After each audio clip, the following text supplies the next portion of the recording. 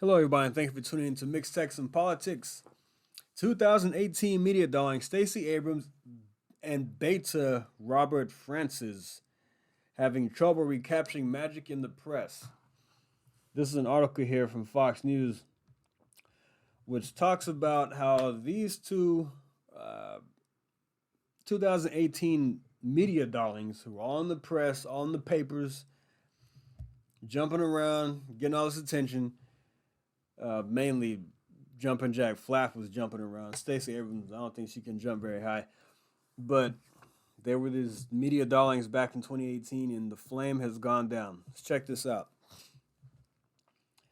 Democratic gubernatorial candidate Stacey Abrams and Robert Francis became liberal media darlings in their 2018 bids for statewide office in red states, Georgia and Texas.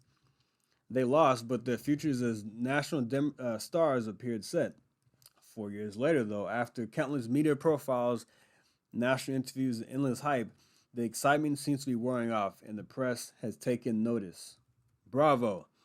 The vibe is different this time around. Politico reported last month, saying the once shining stars of the party are no longer as exciting. There seems to be a simple reason. Their respective bids for a governor have not caught fire in the polls. They're also running in a more difficult environment. In 2018, they had the benefit of political wins at their backs in President Trump's first term, but now it's Democrat and President Biden who's facing the common historical prospect of his party losing seats in the first midterm. Absolutely true.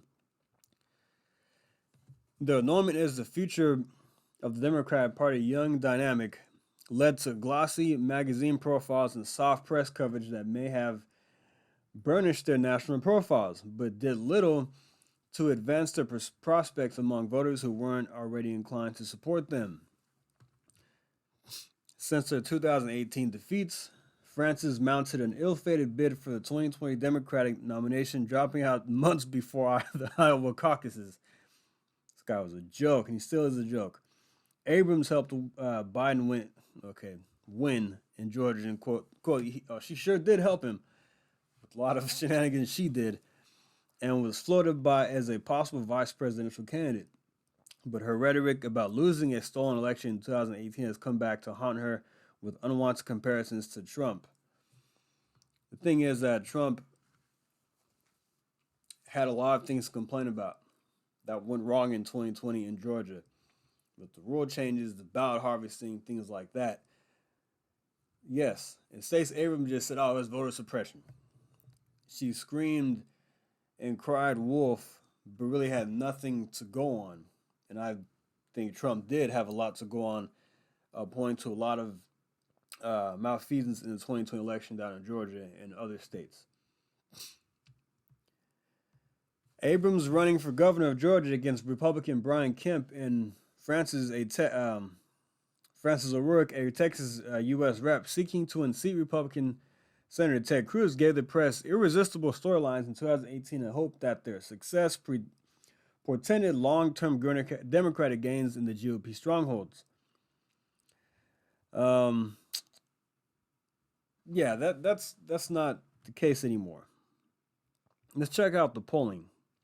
Well, first, Jumpin' Jack Flap said, "Hell yes, I'm going to take AR-15s," and as he was looking to be president, and that just didn't sit well with us here in Texas. You think somebody's going to win the governorship in Texas who talked about taking their guns away? I'm sorry, that's not going to happen. All right, let's check out the polling.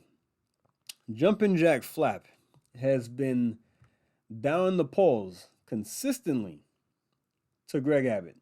I mean, he's down 8.5% on RCP. He has been losing or been down in every poll. Check this out. He's down by an average of 8.5%. Every poll has Abbott up plus 10, plus 5, plus 7, plus 8. Going back to last year. And let's check out Stacey Abrams. Let's see. Governor races. Georgia. RCP has Brian Kemp up 5.6%. It's a comfortable lead. Not as much as Abbott, but it's still. I think he's going to win by about 3 or 4 points. Oh look, up 6, up 7, up 9, +1, +5. Kemp is has been ahead for quite some time. I just don't think that Abrams is going to beat him because I was reading an article and there was a guy in there saying who was a black Democrat voter actually said he's going to vote for Kemp because things are going well. The economy's doing okay in Georgia. He's done a decent job. He said, "Why I don't need things don't need to change. There's no need to change." I think that a lot of people feel that way here in Texas too. The economy is strong here in Texas, despite the troubles we have nationally. The economy is very strong in Texas. I think we're in better position here versus other places to weather a storm. And so I don't think people are going to want to change leadership when things have been going okay here. There's more. Race to the White House has Greg Abbott at an 83.4% chance of winning by a margin of 7.7%. I think that Abbott, I've been saying this for a while, he's going to win by about 8 to 10%. That seems likely just because Robert Francis has a lot of money behind him and he is very popular. And he's known across the country. He's a horrible candidate, but he has name recognition. Otherwise, if there's somebody else, I think Abbott would probably win by, you know, 13, 14 points like he did last time. But he is facing a more popular candidate, so I think the margin won't be as big, but he's still going to win by a solid margin. All right. This also has Brian Kemp up a lot as well. Let's check this out. What else? All right. Kemp versus Abrams. Let's see what this has. Brian Kemp. He has a 70% chance of winning in Georgia by a margin of 4.8%. So he's probably going to win by, according to this, about 5%, which is very solid. And we go to 538. Abbott is clearly favored to win in Texas, win Texas election for governor. 96 and 100 chance of winning. This has done 40,000 models, simulates 40,000 times, and just about every outcome gives Greg Abbott winning. 96 out of 100. Looks like it's going to be by an 11% margin is what they come up with. And we can do the same for Georgia. Check this out. Kemp. Where are you, Brian Kemp? Don't see it. There you are. All right. Brian Kemp has an 88 and 100 chance of winning, with Stacey Abrams 12 and 100. They have him winning by an average of about 6%. Yeah, I think that if you look at every model, it has Brian Kemp and Greg Abbott holding their seats.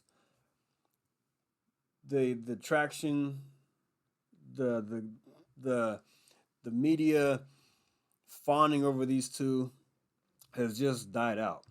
2018, they were big stars. You look at Stacey Abrams and Robert Francis, they were all over the news. You know, like I said, doing interviews and magazine covers. They're celebrities, basically. And that's not the kind of person I want in the governorship here in Texas anyway. Somebody's trying to get all this media attention who has money from George Soros. Sorry, I don't want you here in Texas as my governor. Yeah, this is a Texas channel, but I thought I'd talk about Stacey Abrams and Robert Francis, how they have died down. The flame is gone, and I think they will both lose again in a statewide race. And they need to find a job, a real job. Abrams, I don't know what she does. She can do whatever, but Robert Francis, please go home. Please go away. We don't want you here in Texas. You're too radical, and you don't hold Texas values. I'm sorry. Get a real job, man. Quit living off these donations, these campaign donations. All right, guys. Thanks for listening. Like and subscribe, and I'll see you next time. Thank you. Take care.